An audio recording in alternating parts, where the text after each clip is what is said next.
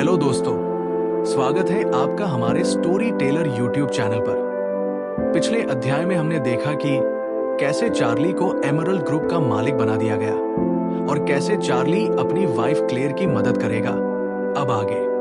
अगली सुबह नाश्ता बनाने के बाद चार्ली वेड अपनी स्कूटी लेकर एम ग्रैंड ग्रुप के ऑफिस पहुंचा।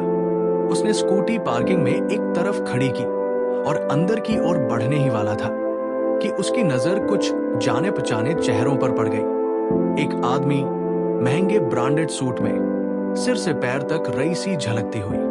उसके साथ खड़ी थी एक औरत, चमकीले, जरूरत से ज्यादा सजे कपड़ों में, दिखावा भरा आत्मविश्वास चेहरे पर। वो औरत थी वेंडी विल्सन, क्लेयर विल्सन की कजिन, और वो आदमी उसका मंगेतर जेराल्ड व्हाइट। चार्ली का दिल थोड़ा भारी हो गया। वो जानता था इनसे जितना दूर रहो उतना बेहतर, लेकिन किस्मत को कुछ और ही मंजूर था। अचानक वेंडी की नजर उस पर पड़ गई। अरे चार्ली वेड! उसकी आवाज में बनावटी मिठास थी। चार्ली के रोंगटे खड़े हो गए। फिर भी शालीनता दिखाते हुए वो रुक गया और हल्की मुस्कान के साथ बोला, वेंडी, तुम यहां? वेंडी हंसी, जैसे कोई बड़ी बात ही न हो। ओह, जेराल्ड यहाँ एम ग्रैंड ग्रुप की वाइस चेयरमैन डोरिस यंग से मिलने आया है। मैं तो बस उसका साथ देने आई हूं। फिर वो गर्व से जेराल्ड की ओर मुड़ी। व्हाइट फैमिली का एम ग्रैंड ग्रुप से बड़ा बिजनेस है। इससे न सिर्फ व्हाइट परिवार बल्कि हमारा विल्सन परिवार भी ऊपर उठेगा। चार्ली चुप रहा। उसे अभी तक नहीं पता था कि व्हाइट परिवार एम ग्रैंड का पार्टनर है। कंपनी संभाले उसे ज्यादा वक्त नहीं हुआ था।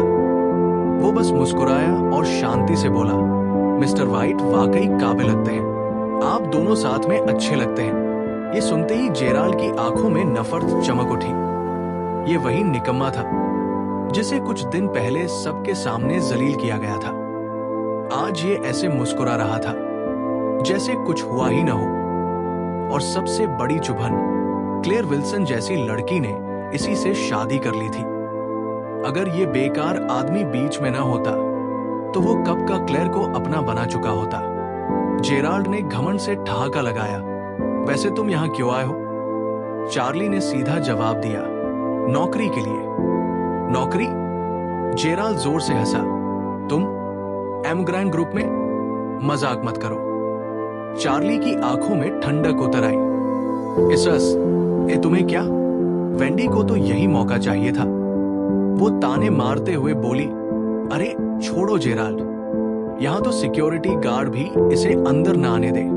फिर उसने जमीन पर पानी की बोतल फेंकी। लो, इसे उठा लो और बेच देना। कम से कम 2-3 हजार तो कमा लोगे।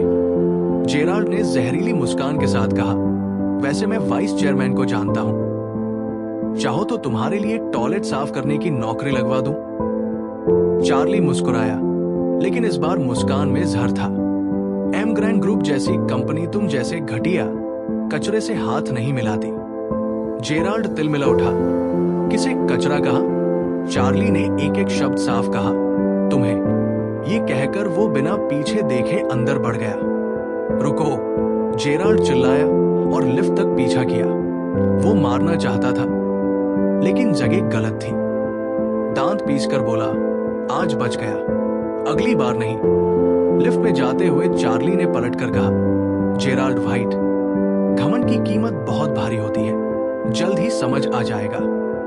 लिफ्ट के दरवाजे बंद हो गए। वेंडी ने जेराल्ड का हाथ खींचा, छोड़ो उसे, उसकी बदबू से दम घुट जाएगा। लिफ्ट सीधे सबसे ऊपर रुकी। चेयरमैन का फ्लोर। एम ग्रैंड ग्रुप अब वेड परिवार का था। पुराना चेयरमैन जा चुका था, डोरिस यंग, कम उम्र की, तेज दिमाग वाली, अब वाइस चेयरमैन थी। जैसे ही उसने चार्ली वेड को देखा, वो पल भर को चौंक गई। इतना युवा, इतना शांत और इतना प्रभावशाली। उसने तुरंत सम्मान से कहा, स्वागत है मिस्टर वेड, कृपया मेरे ऑफिस में आइए।